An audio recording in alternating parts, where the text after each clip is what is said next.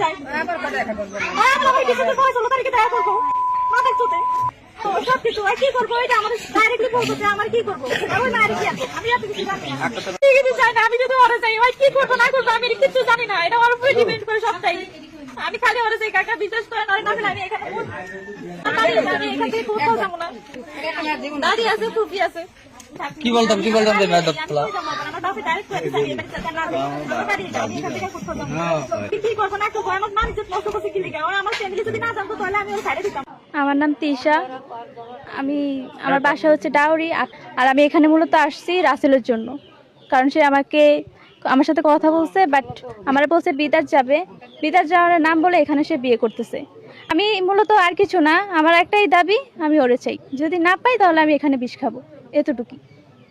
তার একটা নাম আছে, সে এখানে আসতাম না। আমরা বলে দিত ও বিয়ে করছে, তারপর আবার কেন বলে যে আমার সাথে দেখা করবে 16 তারিখে। 1 বছরের সম্পর্কটা 1 বছর, ওইটা বড় কথা না। বড় কথা হচ্ছে যে 2 দিনের রিলেশনেও কিন্তু অনেক কিছু হয়ে যায় এটা মেয়ের সাথে।